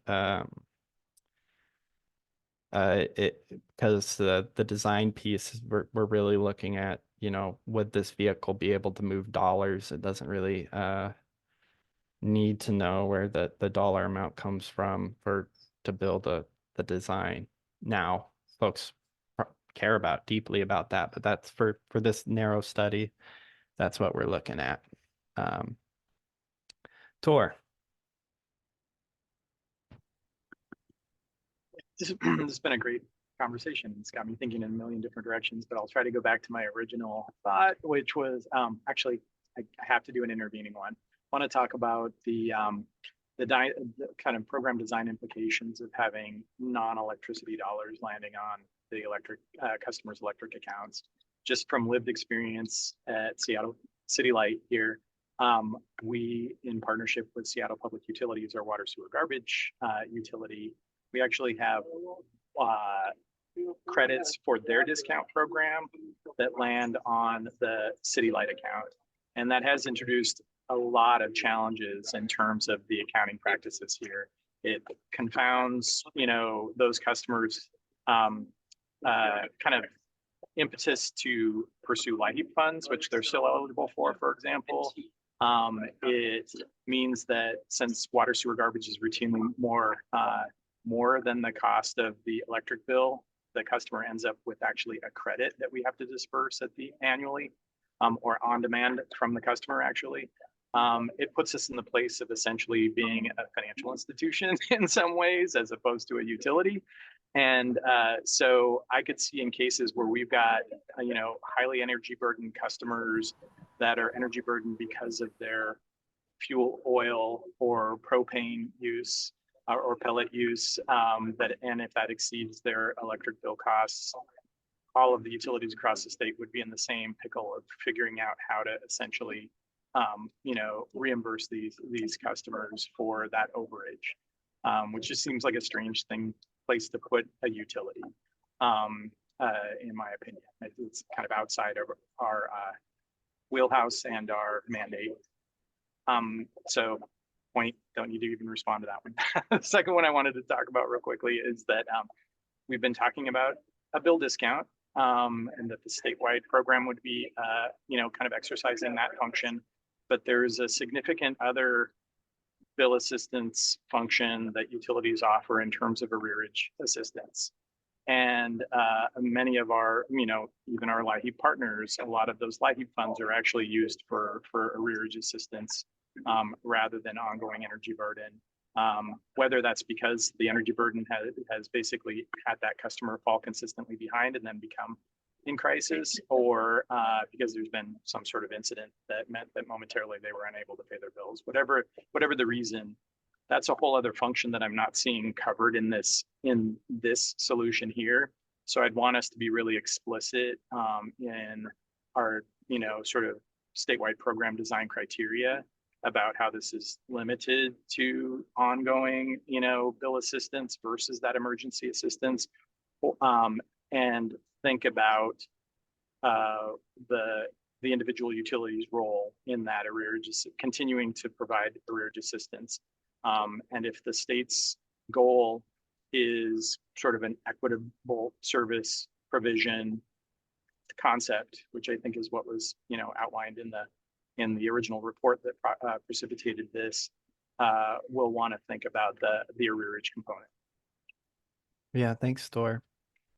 I think that's a good comment, and I've so far been thinking about this as an ongoing assistance program, and us thinking of it just in that light. But there's obviously the arrearage component that folks face on their bills, and perhaps through this conversation we pick up some ways of whether or not that this sort of design could facilitate or help address arrearages. Definitely open to the conversation and people brainstorming on that. Yet it might be a little bit additive to the report, but it's very close to what this is looking at. See some folks in the chat here. Let's see. Shaylee put, maybe lessons learned here could help inform other utilities, like water, sewer, that sort of thing. I assume, I mean, we're kind of going through a whole host of different lessons that we're learning from looking at statewide programs and everything here. So I do think there'll be a lot of lessons for other utilities as well as for, perhaps electric utilities themselves, for their own programs. Which is nice that we'll have that. Suzanne asked again, like where would the money come from? And I think we covered this a couple. I think that the main pots that we've talked about are the climate commitment account, which is revenue from our cap and trade program. There is a the state general fund, which is just general tax dollars, and then there's the system benefits charge, which is a charge placed on utilities, and that funding then goes up to administer the state program. Now, and if there was a charge in particular, it's sometimes would utilities want to fund a program at the state level and then fund their own program? That's one of the things that leads me to thinking that there's one bill assistance discount that's one of the factors. Now and then the other one is that folks that we've talked to have really focused on that bill discount rather than a lump sum. But there's other folks, Dan, other people we've heard today and other times say no, it'll be lump sum, and grant, maybe it's tiered, different ideas, and we're not ruling any of that out at this point. But I guess the default in my mind has been those things. Transparency and overhead costs from Julie. Yeah, and I think that's true, Julie, as well. And I think we talk about these different buckets of money, and there's different ways in which admin costs, other things, there's different costs and different buckets. And again, we're not getting into recommending anything, but might be part of an evaluation of benefits and drawbacks of the different pots of money. I don't know. Nicholas, you can tell I have a lot of writing to do because I have not put anything down. Yeah, finish I don't the thought. envy you in that. But I was just going to respond to the previous set of comments you were making. You know, one of the concerns we have, and it's not really a concern, it's just something we want to make sure that is kept in the back of everyone's mind as this program is being developed, is that we want to make sure that the incentives that's provided or the assistance that's provided, whatever it is, make sure that it doesn't create a disincentive for conservation or using clean resources. And one of the challenges is that if we support the use of propane or one of these other types of gases, some would argue that that would be inconsistent with the state's efforts to move away from those sorts of resources or those sorts of energy sources. And also, excuse me, also if we sort of adapt, you use the 6% of income threshold and say, well, all assistance above that, I mean, all costs above that will be covered, then, once someone hits that threshold, they have absolutely no financial incentive, at least, to reduce emissions or reduce use. And I'm not saying, not making a recommendation right now. I'm just saying that we don't want those two sort of things to happen. So we need to think about what the assistance looks like so that those things don't happen. So my comment. Yeah, I appreciate that, Nicholas. And I think to the extent that we can look at those and see, from different studies and other things like what the impacts are and if there's ways of promoting conservation through a program and the energy efficiency weatherization things that utilities have already in place.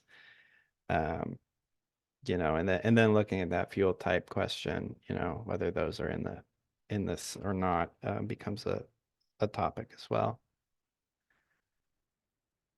All right. I think I have one more slide where I kind of do the same sort of straw proposal thing, just to get us talking. Let's see here. Okay.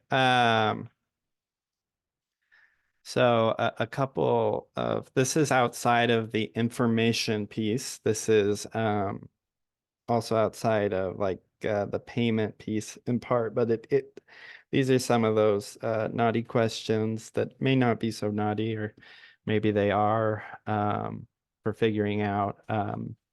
So one would be, again, if the utility programs, the bill assistance programs, mind you, are moving to the state program, households would need to be moved from utilities to the state discount program.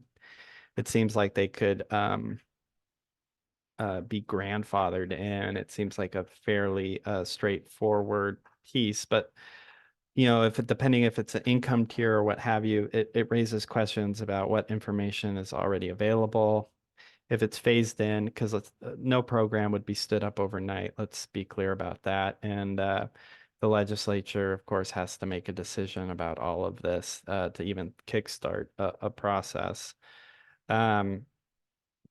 Maybe there's some sort of notification that households receive. I don't know, something that we'd have to work out, but I think there's a solution there.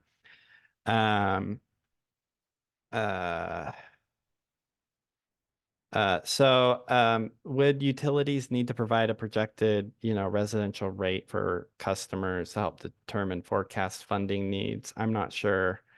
You'd obviously look at participant levels and then you'd look at the discount amounts. But that would be something that I wonder if that's a heavy lift or not. I don't know if we would actually go that way. Utilities would so advertise programs. I put in at least twice a year using state provided outreach materials. So the state would pull together materials.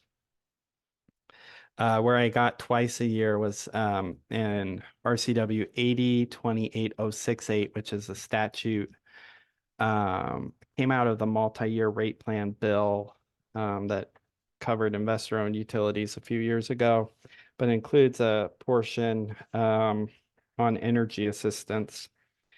And there's a requirement that folks do outreach twice a year, which is broader than what I'm suggesting here. The idea here is like a bill pamphlet, you know, that maybe the state would provide to utilities. You just slip it in the bill, that sort of thing. And then I think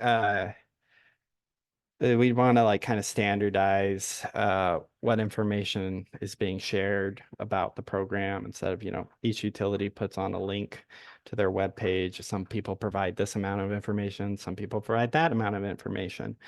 Maybe it's you know, just some guidance on how to do that, or maybe it's like, here's a template, copy and paste to your page. I'm not imagining, you know, utilities hosting everything. It would just be kind of some information there. But maybe there would be a reason for utilities to be able to do that, in which case, you know, I'd be interested in hearing that. These are just kind of some things that I wanted to put out there for people to ask, to think about. You know. So I don't know if anyone has any questions or thoughts immediately on this. I see a question about recommendation on funding source, and I feel, well, and no, we are not recommending a funding source. Is the quick answer. I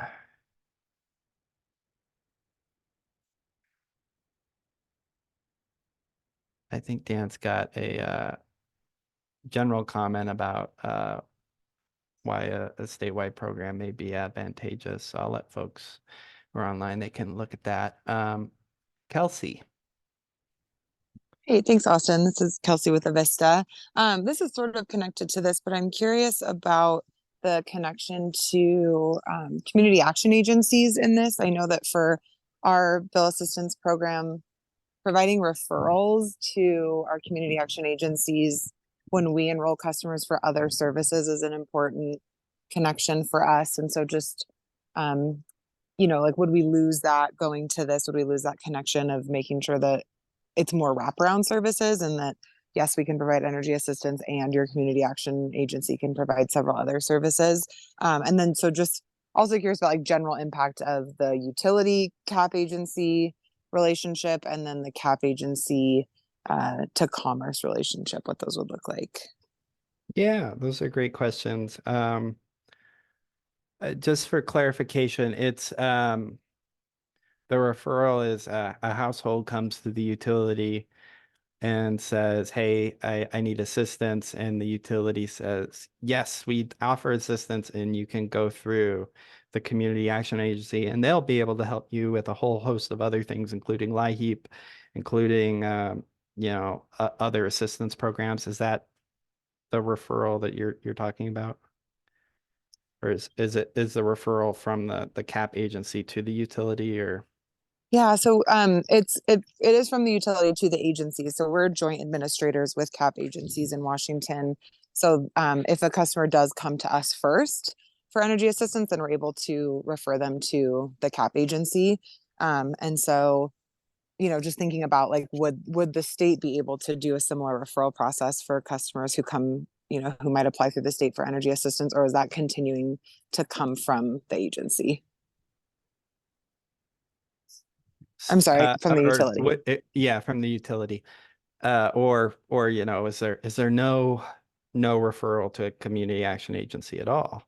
You know, I think would be the main concern. And I think that or the way I've been thinking about this is that we do not want to disrupt the relationships in communities between utilities and their action agencies. Obviously, there would be a different relationship. I mean, we talked about this, the income verification piece, you know, and I think there's still an open question as to whether, you know, community action agencies would play a role there. But I think the idea is largely that would be done by the state through like leveraging the benefit verification system, everything else that we have, and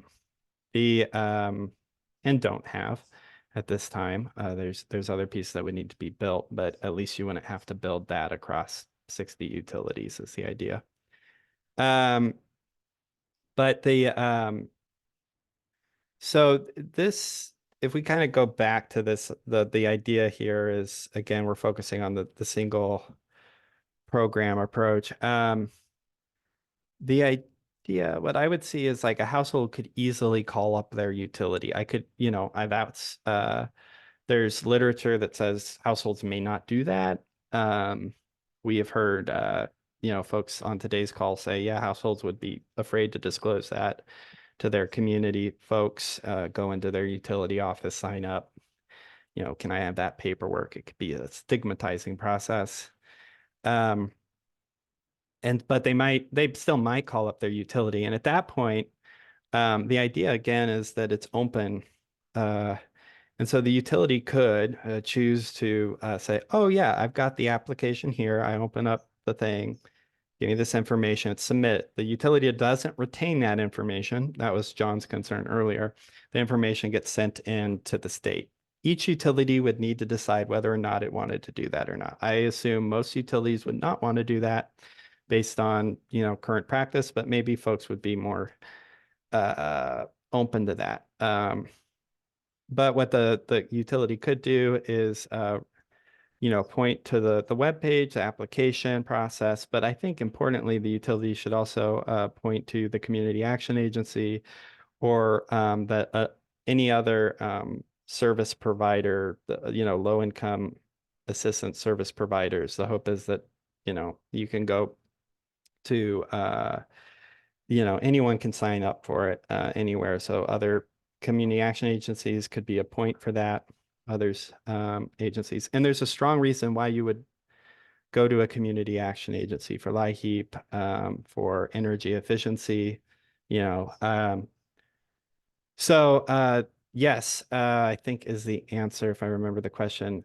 You would still be having the community action agency relationship. I see if you're a user, and I think we'll be talking about this in future workshops, and we have to think through it as well. But the idea is you provide a resource for communities to know where they can go in their community to get assistance on this. And I assumed that at the top of that list would be community action agencies because of their historic role working with utilities and working on bill assistance programs. I don't know if I answered. I think you had a couple questions, Kelsey, and I kind of rambled, but No, that's great. I don't even know what my exact question was, but I think you spoke to what I was getting at. So thank you. yeah, thanks. Pam. On your second bullet point, utility needs to provide projected rate for residential customers to help determine forecasted funding needs. Yeah. It is going to take several years before anyone has enough data to do something like that. And it's also going to be dependent on whether we are just subsidizing energy or all of the other sources, wood, etc. Mhm. So I would really like to see a caveat there of at least 3 to 5 years before something like that has to be provided. Otherwise, everyone's just going to be guessing. Yeah, I appreciate that, Pam. The one thing, this is not the idea here, I think, I've fallen into the trap that so many economists fall into when they're talking about interest rates, is that there's one rate, right? And utilities have multiple rates. I think the idea here is like, what do you expect your next year's general residential rate would be without assuming a discount amount. Now, but I also don't know if it really is that important. I think it could be really complicated to do that. And, it would be one of the, if not the first thing that I would scratch out of this list here It is of ideas. So, it is very complicated, and I recommend you scratch that out. okay, thanks, Pam. Thank you. I appreciate the encouragement. Yeah. You might just look at participation. You know, maybe the idea is that we would want to at least get to the supplemental nutrition assistance program participation rates if the eligibility criteria are the same. So you would kind of start with that projected participation rate, a prospective bill, you know, number that you could easily come up with without needing any sort of utility information, but based on like Energy Information Administration data or other data. Historic data that we have from utilities about how much they're providing. I mean, there's a couple of data points, and it's definitely you're definitely correct that the first few years of this, you know, you're starting a new program and you're gonna have to make some assumptions, and as you get further out, you'll have a better understanding of what these costs would be.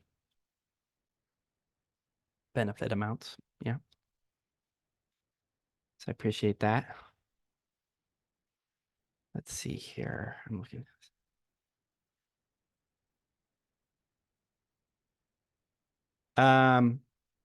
We had a follow-up question about a funding source, and no, there was not going to be a recommendation that the legislature adopt a system benefits charge. That's something that the legislature would need to decide with, you know, that through their regular process.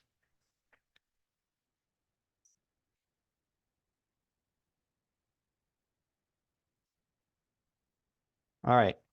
Well, I would so I probably would scratch this this second bullet unless folks have questions. I am interested in seeing if people find the last two bullets in particular to be burdensome, or if they see any sort of real trouble with the first bullet. Shaylee? Yeah, related to the second bullet, what that reads to me, what it translates to is that an idea of what the energy assistance need is by region in the state or by general utility service area in the state. And I mean, some of that data we do have.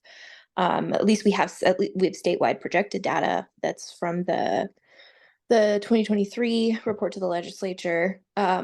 So in terms of exact rates, I get that would be very, very complicated, but in terms of the beneficial, like very important information that would provide that gets us to how much money, like what would it actually cost to meet that need, will come down eventually to rates, I would assume. Yeah, that's a good point. I was thinking of this again in terms of like you know, like what did the rate look like last year compared to the projected rate and that sort of thing. But you could look at rates, historic rates or current rates, and plug that into you know, the data that exists, you know, and improve reporting, or I should say improve calculations of that energy assistance need number that comes from the American Census Community Census Survey and the DOE lead tool information. That's definitely an option. So yeah, that's that. Good thought. Let's see. All right. I'm gonna work to close us out here. And there's one more topic that we got to go through, very brief, and it's unrelated to, like, so we were looking at one of the 4 or 5 different things that are going to be touched on in this report today. But one idea that folks have had is, can we create lists of eligible households? And this idea probably originates first from Commerce ourselves, and the idea that you could, you know, why don't we just pull over that the SNAP data and enroll everybody there. Is there a way to do that for the state? We know there's complications sending it over to utilities, but could the state do it? And folks said, let's look at that a little bit more. For getting like a list to utilities or some sort of exchange back and forth. And we spent a fair amount of time on this this past year, looking at this option. We hired Commerce has some consultants that are on this, basically contracted to Commerce. IT folks who looked at this with DSHS, and some other folks. We looked at it with DSHS, myself and others, going back and forth on this for quite some time. We also, when we went over to DSHS, we said, hey, we would like to figure out if we could do, auto enroll, get this information from folks kind of in a list, rather than going through the benefit verification system, which we've talked about today, but haven't really described. So it might be like for most folks, it was for me. But the benefit verification system basically is at the highest level, you type in some information about a house, you query it through this portal that DSHS offers, and it spits out a select amount of information that you need. There's restrictions on it for each household that you go in. So it's a manual process. You can't automate that process, unfortunately. You can't have something that just generates it. You have to go one by one. It's how we do LIHEAP today for some of the LIHEAP pieces. It goes through the state for that. And we're looking at different options with BVS, but that's a single query per household. This is the idea of having a list. And when we got to DSHS, they're like, oh yeah, we talked to PSE about this. So PSE has looked into this idea too. And then we talked to some national consultants who work on these issues all the time. And basically, I've talked through the next slide here, but oops, hit the wrong button. But basically, we have not been able to find a way to do this for a number of federal statutes, mostly that get in the way of this, privacy concerns, other confidentiality pieces, and we've and also there's some state laws in place as well around this, but of course we're talking about changing laws as this works. So so I'm not hung up on that, but I can't seem to find a way to get this information in like multiple list form, whether it be for a state program or locally. So I am looking for case examples of folks. We had Melissa talk about what Snohomish is doing, and maybe Melissa has the answer. But we're looking for some ideas and are going to be asking for that in a comment period. I'll stop now and have folks ask questions, or maybe you're like, yes, we've cracked this code. So Melissa, have you cracked the code? I've cracked the code. I Okay. have not cracked the code, but I do have a place where you can look to see how to maybe crack the code. Okay. The National School Lunch Program, every school gets a list directly from DSHS for direct certification for the National School Lunch Program. So whatever they are doing, they're getting lists, and they get those lists every single month. Okay. So like Snohomish County has 28,000 eligible students for the National School Lunch Program, and that is based directly on direct certification for DSHS. So there are lists. Yes. So it's not a cracking of the code, but it's I'm telling you, there's a chance. That's where I'm going with this. So and I called the office of the superintendent to see if I could get the same list as a utility provider. The answer was no. Called the school because of the PII and the sharing agreements. The schools can't get it directly to us. This is like my biggest wish list of so if you can figure out how the office of the superintendent is allowing the schools to get it, I think that's your code cracker. Okay, I'm going to go back on mute. Perfect. Thanks, Melissa. We'll inquire about that my sense off the top of my head is that there is a provision that allows for sharing of lists when it's particular like implementation of food programs. So that is what I'm guessing is allowing this exchange of information. And it's in federal statute, unfortunately. But I will look into it and double check, and I really appreciate you bringing that. I see we have some people dropping off, which is okay. You've been here a long time, longer than I expected. You know, but in any case,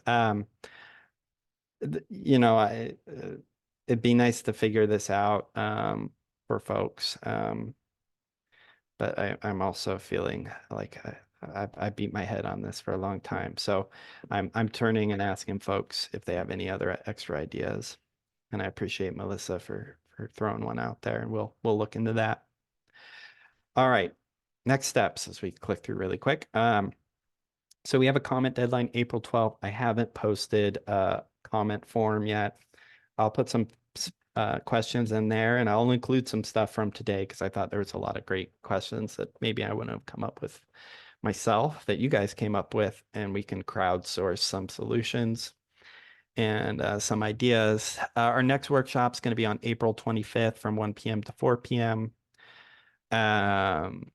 I could imagine us doing a fair amount of the sort of, you know, what about this straw thing and working through it. I'll also have some other materials at the end of the workshop I'll give to folks so that they can read through some ideas.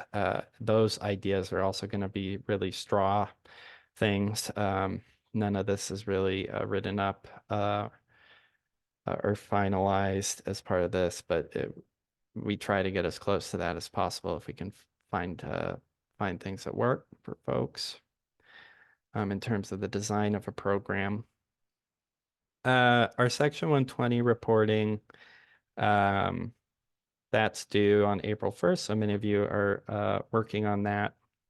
And I really appreciate everyone doing that. That's really important work. We try to make it as streamlined as possible while also getting information. And I've appreciated folks reaching out with questions and working through it. So if you do have additional questions, reach out to me. I'll do my best to stay on top of those as we go forward. So I appreciate everyone for coming today, for working through this. Here's a list of contacts. You can see I'm in the bottom left side. You see Amelia on the right side. Reach out to us if you have additional questions, thoughts as you go through the comment process and go through this work. And I hope you all have a very sunny day. It's sunny here in Spokane. Hope it's sunny on wherever you are in the state, and that you all have a good 3-day weekend. So thank you all, and have a good one. Thanks, Thank Austin. you. Thank you very much.